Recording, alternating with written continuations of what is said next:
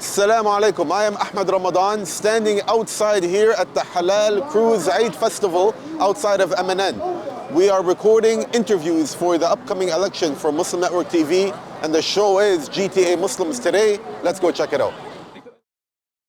I'm standing here with Sayyid and Waqas. They are both event organizers. Guys, tell me about this event. Okay, so we are celebrating Eid here today. This is the Eid festival happening in this eminent mosque area, and this is a celebration, of course, for all the Muslims after the Ramadan. And you see, we have a lot of community members here. They're all coming to enjoy. So this is all about the celebration. Awesome. I see that it's very packed and very busy. How does it make you feel to see the turnout that's happened today? Well, absolutely. Eid is Eid and the beautiful weather. We were expecting the people, but this is beyond our expectations. People have been very jubilant. They've been happy. The kids at the candy floss section and everything. It's been great. The response has been great. We've not been expecting this. I've also heard there's some very good food here, so I look forward to trying some of that out. Absolutely. Go ahead. We have some very good vendors, some Arabic vendors, some South Asian vendors, so you can enjoy that. So, guys, I wanted to ask you, you guys being organizers and community leaders, what are some of the issues? The elections are coming up. What are some of the issues you're hearing about this election Big round of applause for our contestant, ladies and gentlemen. Of course, like as a community, the number one, the tariff, which is on us from the USA, that's the number one. As a Muslim community member, the issue is Islamophobia. Of course, little like we can feel here.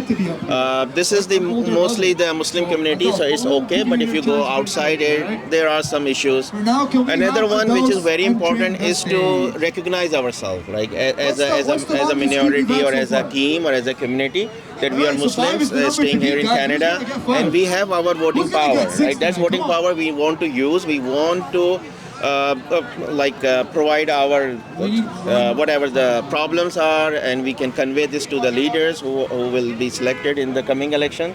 And of course, the main problem is acceptance, right? That they have to accept everyone as equal. And of course, Canada is a very beautiful country. They accept everyone, but there are some issues which we have to resolve. Okay, so do you feel like there's been a little bit more energy or engagement this election cycle within the circle and the community that you're a part of? Absolutely. We've seen the parties. They're getting more and more inclusive now. They're going to different communities, different minorities. Everyone is blaming immigration or the immigrants for this election. The immigration is taking all the toll, and the leaders, they are actually focusing on immigration a lot. I think the immigration should be more inclusive now. Instead of blaming all the immigrants for their problems, they should focus more on economy and inclusion. Awesome. Well, thanks a lot, guys.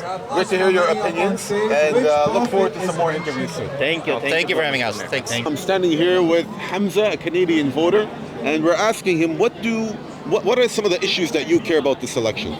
This election, my view would be mostly on how they're going to be taking care of the country, mostly taking care of the people instead of looking outside of the country, pretty much. Focusing on the people and helping with it would be my main focus. So people that are concerned about, especially inside Canada, they're talking about cost of living, transit, healthcare wait times. Correct.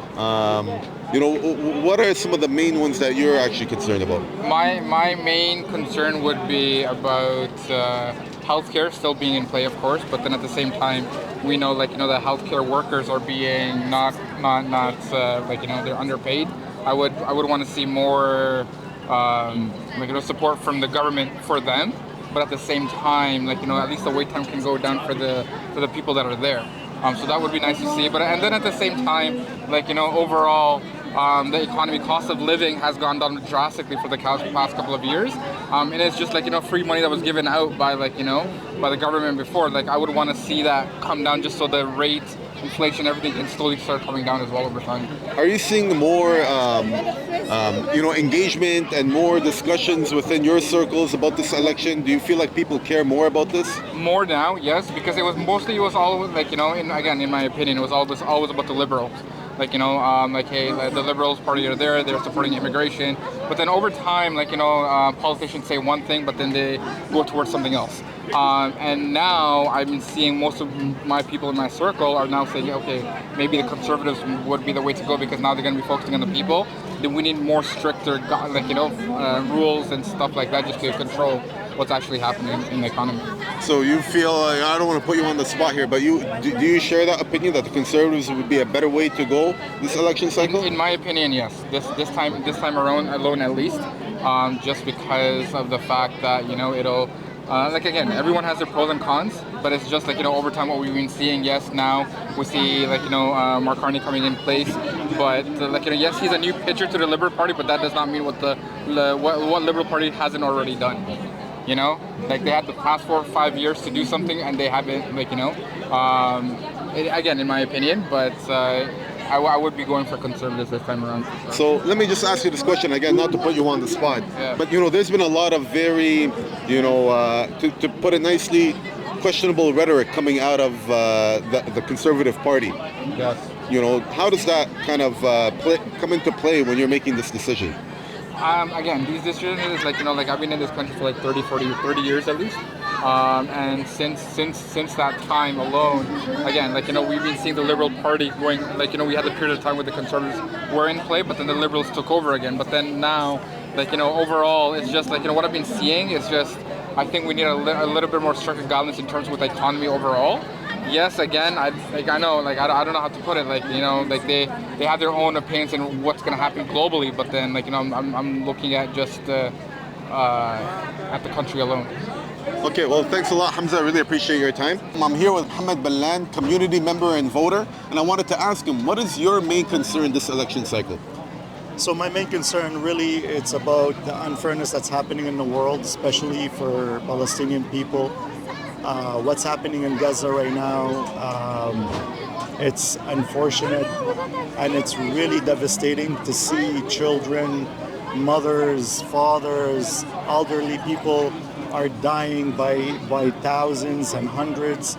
So my number one concern really, if anyone wants to help Palestinian and the cause of Palestinian and to give them a peaceful life in a world that it's unjust, I'm all for it. So do you feel like any of the candidates have stepped up and fulfilled kind of what you're looking for in a candidate? Yes, I think so. I think we have very strong NDP and then also liberals as well. I'm standing here with Brother Ahmed and Brother Hamza from the Muslim Vote. Guys, I wanted to ask you, tell me a little bit about the Muslim Vote.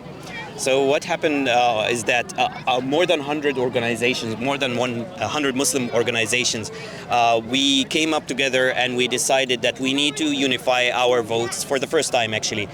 We wanted to vote on principles rather than voting for a single party. And based on that, we looked for the track record of every individual candidate, and we had our own scorecard and gave endorsement for a single candidate, regardless of their party in each individual riding. Now, we know that in the community there's been a very, there's been a lot of discussion about voting principle or voting strategically. Tell me more about that strategy that you guys are carrying. So what we are doing is that we are voting on principles instead of being a guaranteed vote, because historically Muslims were always behind a single party. But this idea didn't work for quite some time, and based on that we have decided that we are going for individual candidates regardless of their political affiliation or their party affiliation.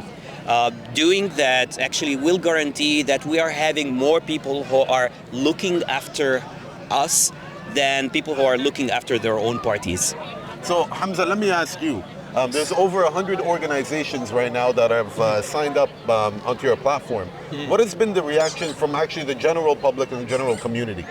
So funny enough, whenever we do speak to people, they recognize the necessity of what we are doing.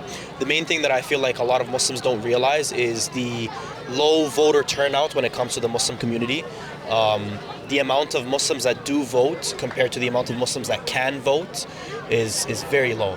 So people recognize the necessity that we are trying to vote based on certain principles, vote with Palestine in mind, vote with the Muslim community and the Muslim Ummah in mind, as well as just the idea that we are trying to encourage people to just show up, right? People also like the idea that we are non-partisan, or we're not endorsing a certain party, rather we are endorsing certain candidates based on their track record. Okay, and just touch a little bit more about how you're getting people to come out and vote and raise that vote. So I think this election, a lot of Muslims are realizing that it is a lot more of a moral duty than ever before for us to vote for the right people that have the well-being of the Muslim Ummah in mind. So we are trying to kind of put it into perspective for the general Muslim public. We're trying to put it into perspective for them just how much your vote actually matters, especially here in the GTA. But for the entirety of Canada, we make up a huge chunk of the population. And a lot of these ridings where they do take our vote for granted, we have the power to make a certain candidate win or lose. So. Now, last question for either of you. You could both answer if you want. What are some of the issues that you see the community care about? What are people talking about? So mainly, actually, it's like the elephant in the room. Everyone is talking about Gaza. Everyone is talking about discrimination in multiple forms, whether it is Islamophobia or is it anti-Palestinian discrimination or anti-Arab discrimination. These are the main two pressing points that we've heard about.